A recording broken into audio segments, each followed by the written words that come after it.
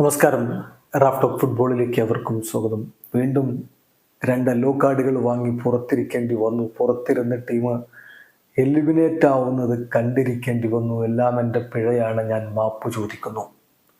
Vini Junior പ്രതികരിച്ചിരിക്കുകയാണ്. വലിയ വിമർശനങ്ങൾ താരത്തിനെതിരെ ബ്രസീലിൻ്റെ പുറത്തുപോക്കിന് പിന്നാലെ വന്നുകൊണ്ടിരിക്കുമ്പോൾ അദ്ദേഹം മാപ്പപേക്ഷയുമായിട്ട് രംഗത്തേക്ക് വന്നിരിക്കുന്നു. തൻ്റെ സോഷ്യൽ മീഡിയ അക്കൗണ്ടുകളിലൂടെ അദ്ദേഹം മാപ്പ് പോസ്റ്റ് ചെയ്തിരിക്കുകയാണ്.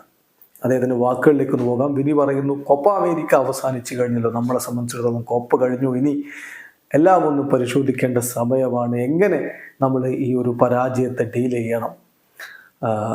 ഈ ഒരു ഫീലിംഗ് തീർച്ചയായിട്ടും വലിയ ഫ്രസ്ട്രേഷൻ, അത് വീണ്ടും പെനാൽറ്റിയിലൂടെ പുറത്താകുന്നു എന്നതിൽ ഫ്രസ്ട്രേഷൻ നമ്മൾ അനുഭവിക്കുകയാണ്.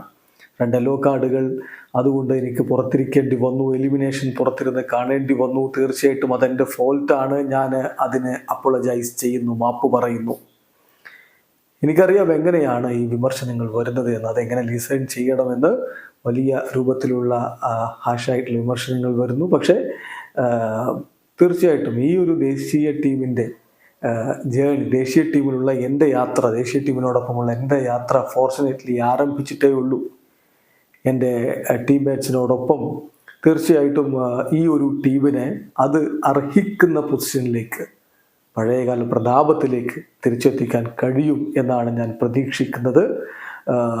എന്തായാലും നമ്മൾ തിരികെ ടോപ്പിലേക്ക് തന്നെ എത്തും. Love you and we R together എന്നാണ് ഇപ്പോൾ വിനി ജൂനിയർ കുറിച്ചിരിക്കുന്നത്. എന്തായാലും ബ്രസീലിയൻ താരങ്ങളൊക്കെ വലിയ നിരാശയിലാണ്. വിനി ജൂനിയർക്കെതിരെയൊക്കെ വലിയ വിമർശനങ്ങൾ വന്നുകൊണ്ടിരിക്കുന്നു. ഈ ഒരു ഘട്ടത്തിലാണ് അദ്ദേഹം മാപ്പപേക്ഷയുമായിട്ട് രംഗത്തേക്ക് വന്നിരിക്കുന്നത്. വീഡിയോ അവസാനിക്കുന്നു. ഫുട്ബോൾ ലോകത്തെ കൂടുതൽ വിശേഷങ്ങളുമായി റാഫ് ടോക്സ് വീണ്ടും എത്താം.